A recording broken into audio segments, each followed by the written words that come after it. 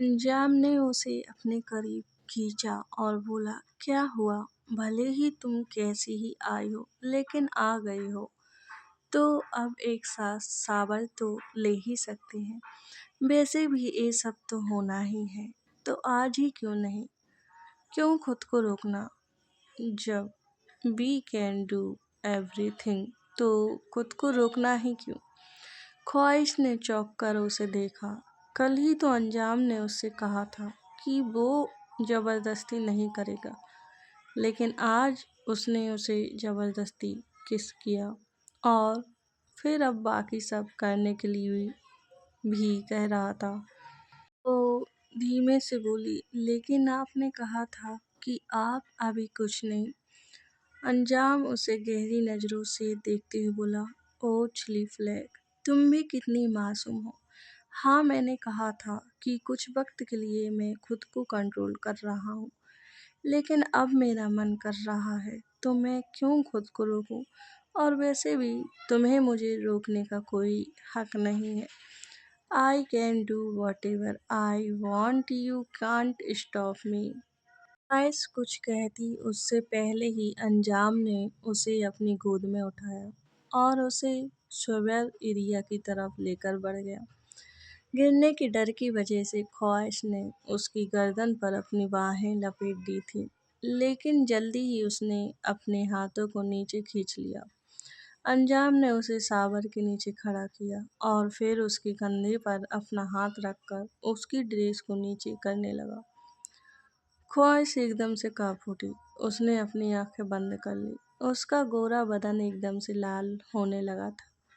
वो अंजाम को रोकना चाहती थी, लेकिन रोक नहीं पा रही थी, क्योंकि उसके पास उसे रोकने का हक था ही नहीं। अंजाम ने सच ही तो कहा था कि उसे कोई हक नहीं है उसे रोकने का, क्योंकि अंजाम के लिए वो कोई इंसान तो है ही नहीं, बस उसकी खरीदी हुई एक चीज़ है, जिसे वो जब चाहे जैसे चाहे इस्तेमाल कर सकता है। कुछ ही पलों में ख्वाहिश की ड्रेस नीचे गिरी हुई थी और अंजाम उसके ऊपर झुका हुआ था। ख्वाहिश बेहद काँप रही थी। वो अपनी आंखें भी नहीं खोल पा रही थी। अगर अपनी आंखें खोलती तो शायद अंजाम से तो क्या, खुद से ही नजर नहीं मिला पाती।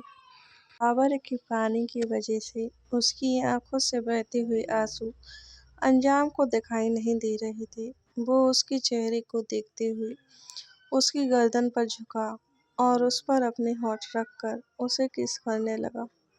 वो इस बार बहुत ही ज्यादा सॉफ्टली उसकी गर्दन को चूम रहा था। शावर का पानी उसे डिस्टर्ब कर रहा था, लेकिन फिर भी उसे अच्छा लग रहा था। ख्वाहिश पूरी तरह से पानी में भीग चुकी थी।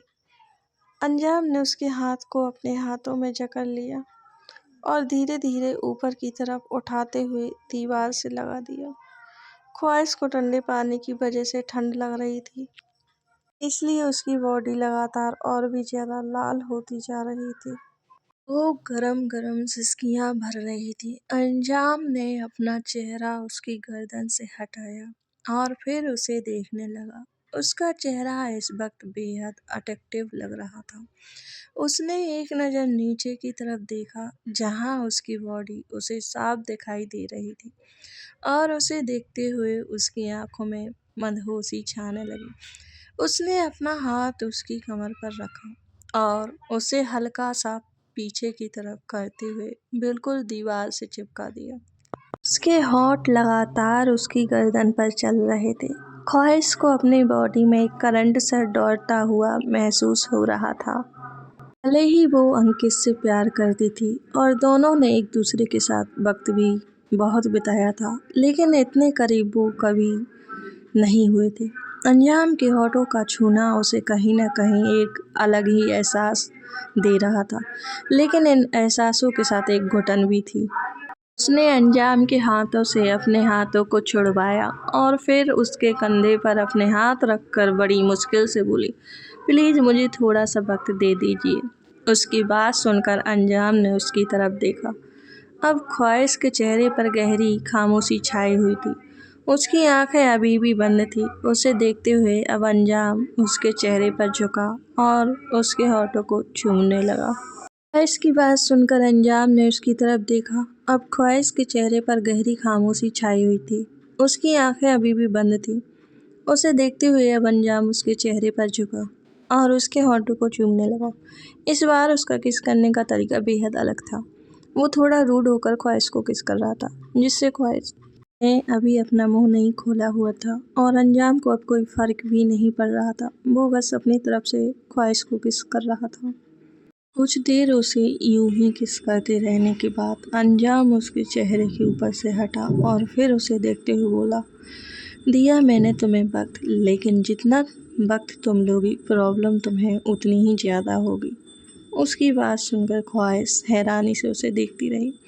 अंजाम हल्का सा मुस्कुराया और बोला, अंजाम खुराना अपनी किसी भी डील में नुकसान बर्दाश्त नहीं करता और किसी और की शर्तों पर नहीं चलता। अगर उसके काम का एक दाम है तो दाम मिलने पर ही काम होगा। ने मुझसे जो मांगा था उसकी कीमत तुम थी और अब तुम पर डिपेंड करता है कि तुम्हें क्या चाहिए, वक्त या फिर वो जो तुमने मुझसे मांगा। कहते कहते ही अंजाम चुप हो गया और एक तेजी मुस्कुराहट के साथ ख्वाहिश को देखने लगा। ख्वाहिश की आंखों आंसू थे, लेकिन चेहरे पर गुस्सा भी था। उसने सिर्फ वक्त ही तो मांगा था, लेकिन अंजाम उसे अब वो वक्त भी नहीं दे रहा था। उसे अंजाम बिल्कुल समझ नहीं आ रहा था। कभी सॉफ्ट हो जाता है तो कभी रूड, कभी कहता है कि वो ज़बरदस्ती नहीं करेगा, लेकिन कभी ऐसी बातें करता है कि ख्वाहिश खुद मजबूर हो जाए उसे इजाज़त देने के लिए। अंजाम ने अब अपना चेहरा सावर की तरफ उठाया और फिर अपने चेहरे पर गिरता हुआ पानी महसूस करने लगा। कुछ देर बाद उसने अपने सिर पर अपने दोनों हाथ रखते हुए अपने बालों को पीछे किया और फिर ख्वाहिश की तरफ देखते हुए एक गहरी सांस ली। उसने एक नज़र ख्वाहिश की पूरी बॉडी को देखा और फिर वहाँ से बॉल की तरफ बढ़ा जहाँ पर बाथरोब टंगे हुए थे। उसने वो बाथरोब पहना और फिर ख्वाहिश की तरफ देखते हुए बोला, मुझे ब्रेकफास्ट चाहिए। आई होप उसके लिए तुम्हें कोई टाइम नहीं चाहिए। कहकर वो वहाँ से बाहर चला गया और ख्वाहिश बस उसे जाते देखती रह गई। वो दरवाजे की तरफ देखते हुए बोली, क्या सच में मिस्टर ग्रीन मुझे तब तक हॉस्पिटल नहीं लेकर जाएंगे जब तक मैं उन्हें अपने साथ। कहते कहते ही वो चुप हो गई थी। वो उन सब बातों का जिक्र भी नहीं कर सकती थी जो अंजाम करना चाहता था। उसके चेहरे पर बेबसी साफ दिखाई दे रही थी। सावर के नीचे खड़ी वो काफ़ी देर तक भीगती रही, लेकिन फिर अचानक ही उसे याद आया कि अंजाम ने उसे नाश्ता तैयार करने के लिए कहा है। तो उसने जल्दी से शावर ऑफ किया और फिर टॉवल लेकर खुद को साफ कर कपड़े पहन वॉशरूम से बाहर आ गई। अंजाम अभी तक रूम में ही था। उसने इस वक्त एक ब्लू कलर का 3 पीस बिजनेस सूट पहना हुआ था। ख्वाहिश कुछ पल उसे देखती रही और फिर उस अपने गीले बालों को ड्रेसिंग के सामने आकर अच्छे से कोम करने लगी। अंजाम की भी नज़रें बीच बीच में उसकी तरफ उठ रही थी, लेकिन वो किसी दीवान की तरह एकटक उसे देख नहीं रहा था। उसने टेबल पर रखा अपना फ़ोन उठाया और फिर बंस को कॉल किया। इस वक्त उसका फ़ोन स्पीकर पर था। बंस ने फ़ोन रिसीव किया और बोला, गुड मॉर्निंग बॉस, लेकिन अंजाम ने उसे कोई जवाब नहीं दिया। बस वो इतना ही बोला, what about contract papers. Contract paper का सुनकर ख्वाहिश ने अंजाम की तरफ देखा। उसके चेहरे पर कोई एक्सप्रेशन नहीं थी और ना ही वो ख्वाहिश को देख रहा था। बंस ऑन कॉल बोला, सब कुछ रेडी है बॉस, बस हाल में आपका इंतज़ार हो रहा है। गुड, अंजाम ने कहा और फ़ोन काट दिया। ख्वाहिश नाश्ता बनाने के लिए कमरे से बाहर चली गई। उसके जाने के बाद अंजाम ने अपना लैपटॉप ऑन किया और फिर उसमें कुछ काम करने लगा। ख्वाहिश किचन में आई और सर्वेंट की हेल्प से अंजाम के लिए नाश्ता बनाने लगी। आज उसे सर्वेंट ने बताया कि वो वेजिटेबल सैलेड और फ्रेश जूस पिएगा। सर्वेंट की बात सुनकर ख्वाहिश ने वो बनाया कि ये कैसा आदमी है जो सिर्फ सब्जियां और फ्रूट ही खाता है, रोटी दाल चावल ऐसा कुछ नहीं खाता। उसने वेजिटेबल्स को घास फूस की तरह काटा और फिर उस पर स्प्रिंग करके उसे प्लेट में सर्व कर बाहर डाइनिंग टेबल की तरफ ले आई। बाहर आकर उसने देखा कि अंजाम अभी तक नहीं आया था। तभी उसे कुछ ही दूरी पर बंस खड़ा दिखाई दिया। बंस को देखते ही वो सोच रही थी कि वो बंस से अंकित के बारे में पूछ सकती है। अभी उसने अपना कदम आगे बढ़ाया ही था कि अंजाम डाइनिंग टेबल की तरफ आया। चेयर पर बैठा और सामने प्लेट की तरफ देखने लगा। वो प्लेट की तरफ देखते हुए हल्का सा मुस्कुरा कर बोला, नॉट बैड चिली फ्लेक। उसके मुंह से ये शब्द भी ख्वाहिश को अपनी अच्छी खासी तारीफ लग रहे थे। वो मन में सोच रही थी कि काश इस नाश्ते के बदले अंजाम उसे हॉस्पिटल ले जाए। अंजाम ने अपना नाश्ता खत्म किया और फिर बंस की तरफ देखा। उसने अपने हाथों में पकड़े हुए कॉन्टैक्ट पेपर उसकी तरफ बढ़ा दिए। अंजाम ने फाइल को ओपन कर उन कॉन्टैक्ट पेपर को देखा और उसके चेहरे पर एक तेजी मुस्कुराहट आ गई। उसने उन पर साइन किया और फिर वो पेपर्स ख्वाहिश की तरफ बढ़ा दिए। ख्वाहिश एकदम से चौंक कर उसे देखने लगी। अंजाम उसे देखते हुए बोला, इन पर साइन करो चिली फ्लेक। ख्वाहिश ने अपनी बड़ी बड़ी आंखों से उन कॉन्टैक्ट पेपर की तरफ देखा। साइन, अंजाम ने एक बार फिर से कहा। ख्वाहिश ने अपने कांपते हुए हाथों से उस फाइल को पकड़ा और फिर उसे खोल कर देखने लगी। पहले कुछ लाइन पढ़कर कि उसका दिल जोरों से कांपने लगा था। उसकी आंखों में नमी भर आई और उसने अपनी नज़रें उठाकर अंजाम की तरफ देखा, जिसका चेहरा एकदम एक्सप्रेशनलेस था। इस वक्त वो ख्वाहिश को कोई इंसान तो लग ही नहीं रहा था। ऐसा लग रहा था जैसे उसके सामने एक पत्थर बैठा है, जिसमें ना ही कोई इमोशंस है और ना ही किसी के इमोशंस की कदर। वो अपने कांपते हुए होठों से बोली, ये सब क्या है? अंजाम सरकस्म में बोला, मुझे तो लगा तुम्हें पढ़ना आता होगा Chile flag, but anyways no issue. बोलते हुए उसने उसके हाथों से वो फाइल ली और बंस की तरफ बढ़ाते हुए बोला, इसमें क्या लिखा है वो अब बंस तुम्हें बताएगा। ऐसा नहीं था कि ख्वाहिश को कुछ पढ़ना नहीं आता था, बल्कि जो कुछ उसने पढ़ा उसे पढ़ने के बाद वो बिल्कुल सुन्न हो चुकी थी। बंस ने हैरानी से अंजाम की तरफ देखा और बोला, लेकिन बॉस, मुझे लगता अभी वो बोल ही रहा था कि अंजाम ने उसे गुस्से से देखा और बोला, तुम्हें क्या लगता है और क्या नहीं, ये तुम्हारी प्रॉब्लम है बंस। अंजाम त्रिहान को सिर्फ खुद से मतलब है। बंस ने अपना सिर झुकाया और फिर फाइल को खोलकर कॉन्टैक्ट पेपर पढ़ने लगा। अंजाम की बात सुनकर बंस ने अपना सर हिलाया और फिर फाइल को खोलकर कॉन्टैक्ट पेपर्स पढ़ने लगा। उस कॉन्टैक्ट पेपर में लिखा था कि अंजाम ख्वाहिश के साथ अपनी मर्जी से 6 महीने तक रहेगी। अगर वो चाहे तो इस वक्त को कम भी कर सकता है और बढ़ा भी सकता है। ये सिर्फ उसकी मर्जी पर डिपेंड करता है। 6 महीने ख्वाहिश को वो सब करना पड़ेगा जो अंजाम मुझसे करने के लिए कहेगा। उन दोनों के बीच फिजिकल रिलेशन होगा, लेकिन सिर्फ अंजाम की मर्जी पर। वो जब चाहे तब ख्वाहिश के साथ फिजिकल रिलेशन बना सकता है। ख्वाहिश को मना करने की परमिशन नहीं है। वो अंजाम के साथ सिर्फ उसकी फिजिकल डिजायर्स को पूरा करने के लिए है, और अगर इस वक्त के दौरान अंजाम उससे बोर हो जाता है तो वो किसी भी वक्त इस कॉन्टेक्ट को टर्मिनेट कर सकता है। अंजाम के साथ कॉन्टेक्ट खत्म होने के बाद ख्वाहिश अपनी मर्जी से कहीं भी जा सकती है।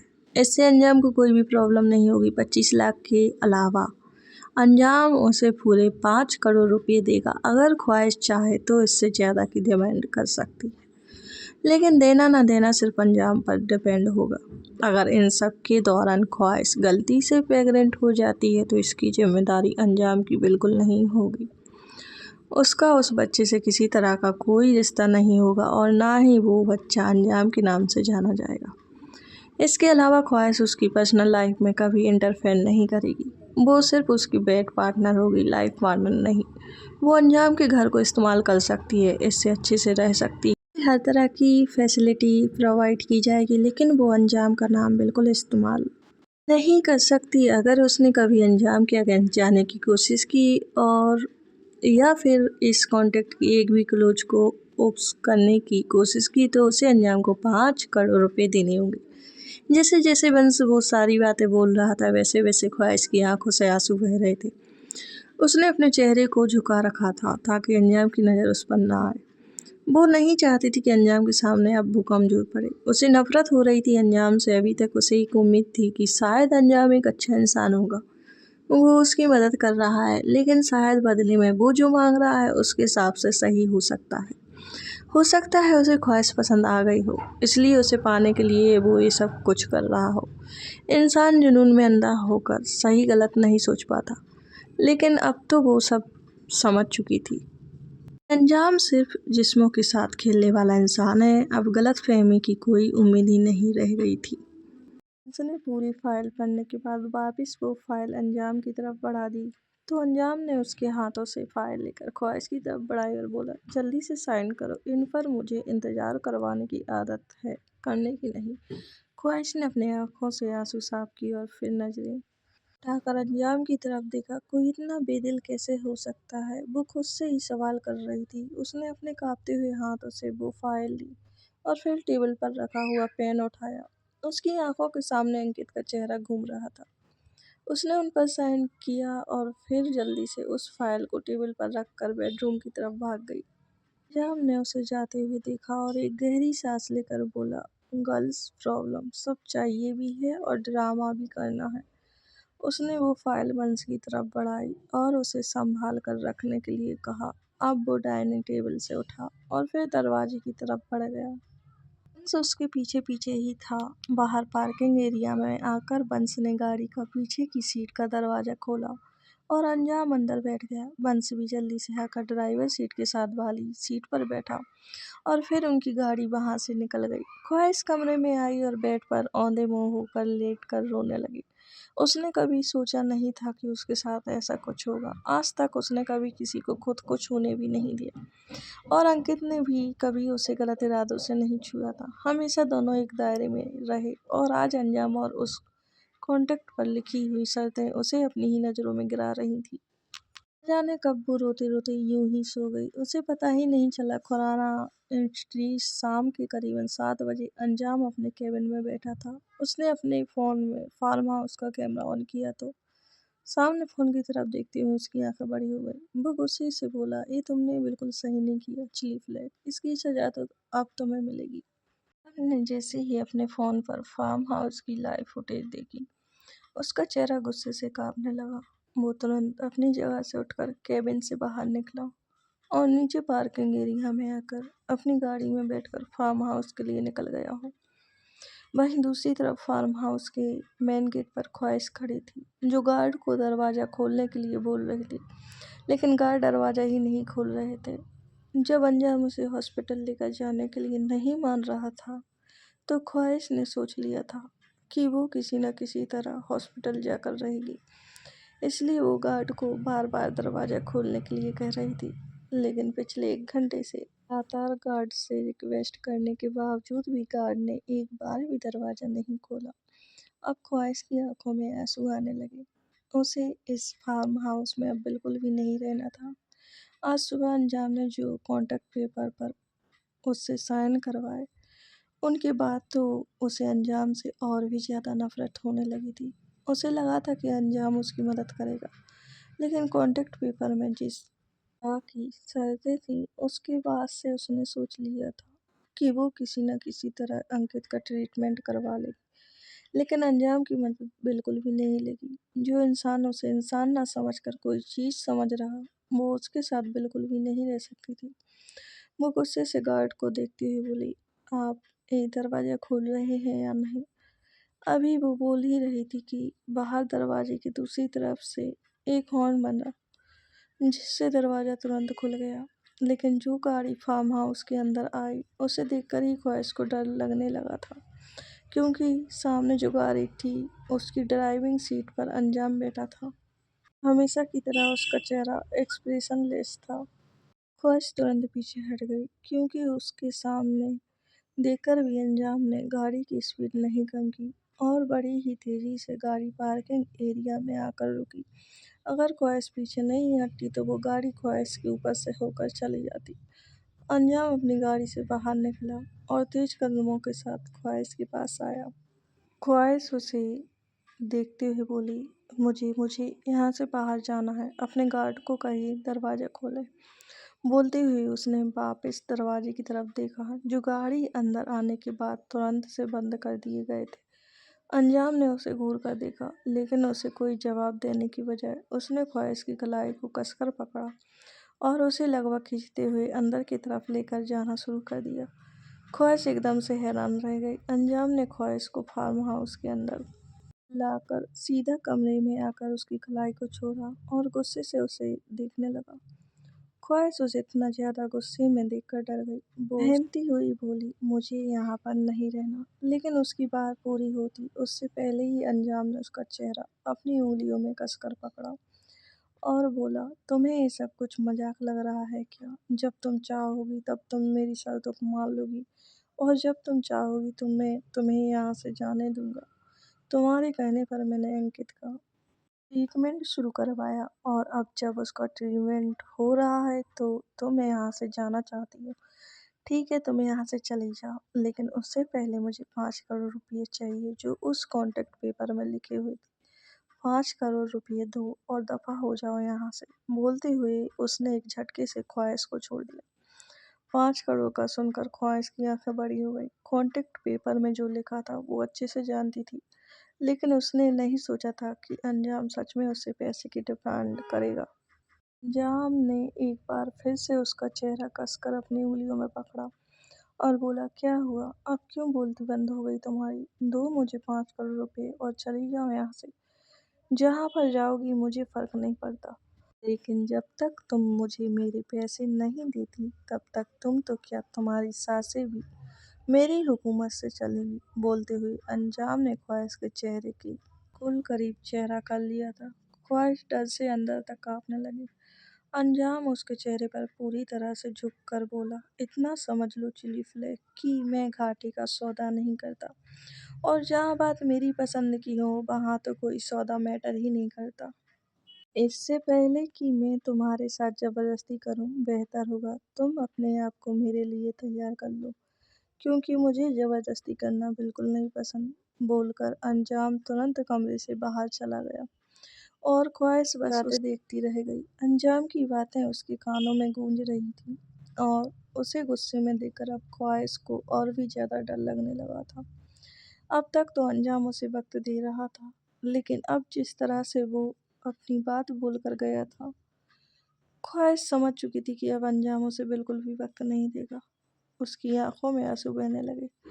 अंजाम दूसरे कमरे में आया और आकर अपनी शर्ट उतारकर सोफे पर बैठकर उसने सामने टेबल पर रखी हुई वाइन की बोतल खोली और वाइन को गिलास में डालकर पीने लगा। कुछ ही देर में उसकी आंखें वाइन से भी ज्यादा लाल हो चुकी थी। अंजाम काफी देर तक वहीं पर बैठा वाइन पीता रहा। काफी देर बाद उसने एक फोन किया और फिर हल्के हल्के नशे में उस रूम से बाहर निकला और अपने बेडरूम की तरफ आया जहाँ पर ख्वाहिश थी। जब रूम में आया, उसे फ्रेश होना था तो वो बाथरूम की तरफ जाने लगा, लेकिन रास्ते में ही उसे अचानक से अपने पैरों के आगे कुछ महसूस हुआ जो उसके रास्ते की रुकावट बन रहा था। उसने उस चीज को जोर से पैर मारा और फिर बाथरूम की तरफ बढ़ गया। उसके सिर पर नशा इतना ज्यादा हो चुका था कि उसे पता ही नहीं चल रहा था। कमरे में अंधेरा होने की वजह से ना ही उसे कुछ दिखाई दे रहा था और ना ही उसने कुछ देखने की कोशिश की। कुछ देर बाद वो बाहर आया तो एक बार फिर से उसी रास्ते से बेड की तरफ आने लगा और एक बार फिर से वो चीज उसके कदमों में आई। इस बार वो गुस्से से झल्ला गया। कमरे में अंधेरा था, लेकिन डिम लाइट की वजह से सामने की तरफ थोड़ा बहुत दिख रहा था, पर नीचे कारपेट बिछा होने की वजह से देखना आसान नहीं था। एक बार फिर उस चीज को इग्नोर कर वो बिस्तर पर चला गया। वो अभी बिस्तर पर आकर बैठा ही था कि उसे ख्वाहिश की याद आई, वरना अब तक तो वो ख्वाहिश को भूल ही बैठा था। उसने पूरे कमरे में अपनी नज़र दौड़ाई, लेकिन ख्वाहिश उसे कहीं भी दिखाई नहीं दी। तो गुस्से से कांपते हुए उसने जल्दी से लाइट ऑन की। वो गुस्से से बोला, तुम एक बार फिर से वही कोशिश कर रही हो चिली फ्लैग, लेकिन तुम जितनी मर्जी कोशिश कर लो, तुम अंजाम तिरेहान की कैद से बाहर नहीं निकल सकते। बोलते हुए उसकी नज़र सामने ज़मीन पर गई जहाँ पर ख्वाहिश नीचे गिरी हुई थी। अंजाम की आंखें बड़ी हो गईं। वो तुरंत अपनी जगह से खड़ा हुआ और उसकी तरफ बढ़ा। आज तक कभी भी किसी को देखकर उसके दिल की धड़कनें नहीं बढ़ी थी, लेकिन न जाने क्यों ख्वाहिश को वैसे ज़मीन पर देखकर अचानक से ही उसकी धड़कन बढ़ गई। वो ख्वाहिश के पास आया और नीचे झुककर उसके चेहरे को देखने लगा। अंजाम ख्वाहिश के पास आया और नीचे झुककर उसके चेहरे को देखने लगा। ये दूसरी बार था जब वो ख्वाहिश को इतने ज़्यादा ध्यान से देख रहा था। एक बार पहले जब ख्वाहिश को उसने पहली बार देखा था, तब बहुत ज़्यादा गौर से उसके चेहरे को नोटिस किया था, और आज एक बार फिर से वो उसे गौर से देख रहा था।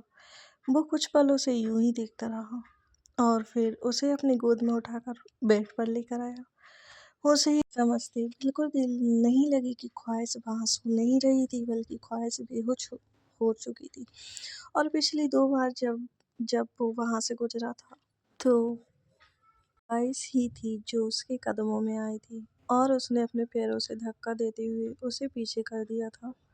पर उस चीज का उसके चेहरे पर पछतावा बिल्कुल भी नजर नहीं आ रहा था। उसने अपना फोन उठाया और डॉक्टर को फोन किया। रात बहुत हो चुकी थी, डॉक्टर का आना मुश्किल था, लेकिन मुंबई के किसी डॉक्टर में इतनी हिम्मत नहीं थी कि वो अनजान त्रियान को मना कर सके। कुछ देर बाद डॉक्टर उसके कमरे में थे और ख्वाहिश का चेकअप कर रहे थे। उसका चेकअप करने के बाद उन्होंने बताया कि शायद पिछले 3-4 दिनों से लगातार खाना न खाने की वजह से उसकी ये हालत हुई है। और उसे देखकर ही पता चल रहा था कि वो बहुत ज़्यादा स्ट्रेस ले रही है। ख्वाहिश की आंखों के आसपास बने घेरे बता रहे थे कि वह बहुत ज़्यादा रोई भी है और पिछले कुछ दिनों से वो ढंग से सोई भी नहीं।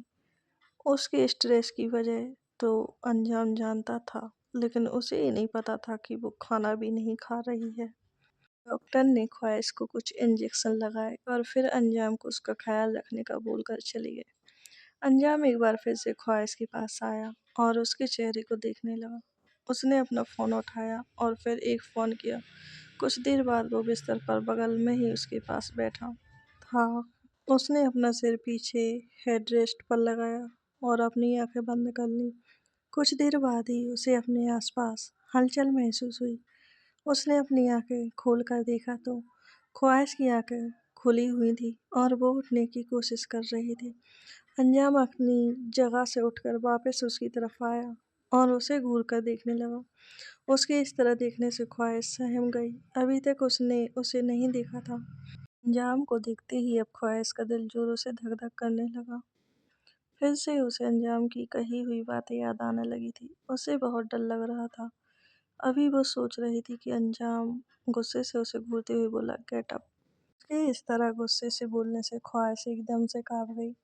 उसमें उठने की हिम्मत नहीं थी, लेकिन फिर भी वो अपने हाथों पर थोड़ा जोर डालते हुए किसी तरह अपनी जगह पर उठकर बैठ गई। इतना तो वो समझ चुकी थी कि वो अंजाम की कैद से बाहर नहीं निकल सकती। उसे खुद भी अंकित की ट्रीटमेंट के लिए अंजाम की ज़रूरत है और अंजाम भी उसे खुद से दूर नहीं जाने देगा। लेकिन जो अंजाम उसके साथ करना चाहता था, उसे चीज़ के लिए भी खुद को तैयार नहीं कर पा रही थी। वो उसे देखते हुए बोली, आप गुस्सा मत कीजिए। मैं बस परेशान थी, बस इसलिए यहाँ से जाना चाहती थी। पर अब मैं ऐसा कुछ नहीं करूँगी। आप बस अंकित का ट्रीटमेंट। वो अपनी बात पूरी कर दी उससे पहले ही अंजाम वहाँ से चला गया। ख्वाहिश ने उसे देखा। वो सामने सोफे की तरफ जा रहा था। उसने सोफे पर रखी हुई एक ट्रे उठाई और फिर उसे लेकर ख्वाहिश के पास आया। ख्वाहिश एकदम हैरान रह गई। उसे ट्रे में कुछ फ्रूट और जूस के गिलास थे। अंजाम ने वही साइड पर रखा हुआ वेयर टेबल उठाया और फिर उसे ख्वाहिश के आगे लगाकर उस ट्रे को उस टेबल पर रख दिया। ख्वाहिश अभी भी अपनी आंखें फाड़कर उसे देख रही थी। पिछले कुछ कई दिनों से वो अंजाम के साथ थी, लेकिन अंजाम ने उसे खाना खिलाना तो दूर, उससे खाना पूछा तक नहीं था। उसे इतनी भूख लगी है कि अपने सामने खाना देखकर उसकी आंखों में आंसू है। उसने अपनी नम आंखों से अंजाम की तरफ देखा, जो अभी भी एक्सप्रेशनलेस होकर उसे देख रहा था। उसके चेहरे से ही पता चल रहा था कि शायद उसने ड्रिंक की हुई है। आयश चुपचाप उस खाने को देख रही थी। अंजाम उसे देखते हुए बोला, मैंने तुमसे पहले भी कहा था चिली फ्लेक की भले ही तुम मुझे पसंद हो, लेकिन आशिक और दीवानों वाली हरकतें नहीं है मेरी। तुम्हारे पीछे खाना ले लेकर भागूंगा नहीं कि प्लीज़ खाना खा लो। अगर तुम्हें भूख लगे तो खा लो, नहीं लगे तो मत खाओ, लेकिन इस बात का ध्यान रखना कि यू आर माइन और मेरी चीज़ों को किसी तरह का नुकसान हो मुझे बिल्कुल पसंद नहीं। अंजाम ने जब उसके सामने खाना रखा तो ख्वाहिश को पहली बार लगा जैसे अंजाम को भी शायद उसकी फिक्र है। लेकिन अब उसकी बातें सुनकर एक बार फिर से उसका दिल टूट गया। इंसानियत के नाते ही सही, अगर वो उसे प्यार से खाने के लिए कह देता तो क्या ही जाता उसका। ख्वाहिश चुपचाप उसे देखती रही और अंजाम साइड टेबल पर रखी हुई सिगरेट उठाकर बालकनी की तरफ चला गया। ख्वाहिश उसे बालकनी में खड़ा हुआ देख सकती थी। अंजाम बालकनी में रेलिंग से लगकर खड़ा हो गया। उसकी नज़र रूम में बेड पर बैठी ख्वाहिश पर ही थी। उसे बालकनी में खड़ा हुआ देख सकती थी। अंजाम बालकनी में रेलिंग से लगकर खड़ा हो गया। उसकी नज़रें रूम में बेड पर बैठी ख्वाहिश पर ही थी। उसे देखते हुए उसने सिगरेट को अपने हाथों में दबाया और फिर लाइटर से जलाकर कस भरने लगा। ख्वाहिश को भूख तो बहुत लगी थी, लेकिन अंजाम की बातें सुनकर वो भूख मर चुकी थी। पर फिर भी अपने आंसू पोंछते हुए उसने खाना शुरू किया, क्योंकि उसे अंकित के लिए खाना था। तो चलिए दोस्तों, कहानी का एंड यहीं पर ख़त्म करते हैं।